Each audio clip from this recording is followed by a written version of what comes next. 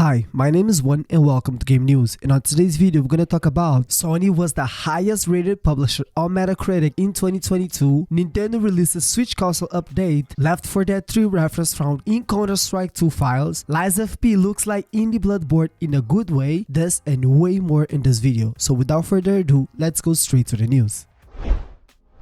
So Sony was the highest rated publisher on Metacritic in 2022. So guys, let's talk about the recent published Metacritic rankings for the top rated publishers for 2022. The rankings are based on several factors including the average scores, the number of highly rated games, and the number of poorly rated games. The publisher must also release at least 5 games during the year to qualify. In this year's ranking, we saw a shift in the top spot as Sony managed to take the crown from Microsoft, which failed to even make the cut. So let's dive in and see how it all went down. So guys, Sony had a fantastic year in 2022 with some of the biggest games of the year under its belt. We are talking about God of War Ragnarok, The Last of Us Part 1, and PC ports for Spider-Man and Miles Morales were just a few of the heavy hitters that helped Sony claim the top spot in Metacritic's rankings. Sony finished second in the previous year, but this time around it managed to achieve an average score of 85.6 across all its games, placing it firmly at the top. On the other hand, Microsoft's year was relatively quiet, with flagship exclusives such as Redfall and Starfield having their release dates pushed into 2023. So this lack of major releases meant that Microsoft failed to make the cut into last year's rankings. However, with high expectation for both of those games, it is possible that Microsoft will reclaim the top spot this year. Interestingly, despite having big hitters such as Xenoblade Chronicles 3, Bayonetta 3, and Pokemon Scarlet and Violet in its 2022 portfolio, Nintendo failed to break into the top 10.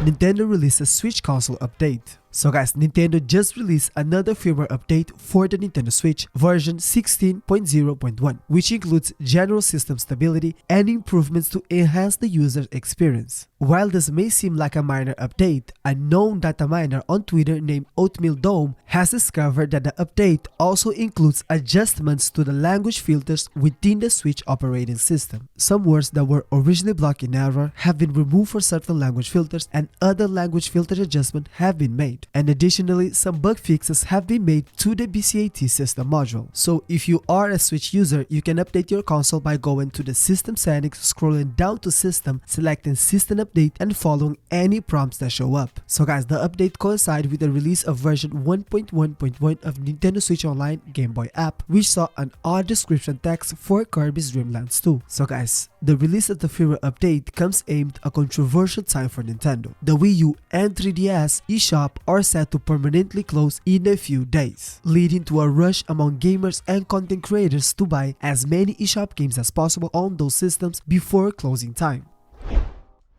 Left 4 Dead 3 reference found in Counter-Strike 2 files. With the recent confirmation of Counter-Strike 2, Valve fans have been buzzing with excitement over the future of the company's game library. However, one Reddit user discovered something interesting while digging through the Counter-Strike 2 files. They stumbled upon a category titled Left 4 Dead 3, and underneath it, a string of words that seems to suggest the game's existence, including version and product. While this may not seem like much, what caught the attention of many fans was the placement of Left 4 Dead 3 above other on the right side of the code. This led some to speculate that Valve may be hinted at the development of Left 4 Dead 3. So the code only takes up 9 lines, but it has been enough to get fans excited about the possibility of a new game in the franchise. However, it is important to note that this discovery does not confirm the existence of Left 4 Dead 3, guys. It is possible that the code is a leftover from an abandoned project, or it could be, a mere coincidence. So let's just wait for more information. So I will keep an eye on this. If I have any updates, I will bring it to the channel. So subscribe for more.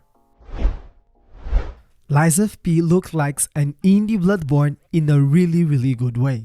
So this game has been making waves in the gaming community for the striking resemblance to the popular title Bloodborne. So with 11 minutes of gameplay footage released by GDC, we are excited to dive in and see what this game has to offer. Let's go. So the game's developer has clearly taken inspiration from Bloodborne in almost every aspect of Lies FP design. The chaotic architecture, the eerie atmosphere, and the grotesque enemies all scream Bloodborne. But it's not just the visuals that resemble the FromSoftware title. The gameplay mechanics are also heavily influenced by Bloodborne. So guys, in Lies of P, the players take on the role of Pinocchio, a puppet mechanoid who explores a dark and twisted world filled with danger at every turn to find Mr. Geppetto. So if you didn't see the 11-minute gameplay yet, I will leave the link in the description. You guys can go there and watch it.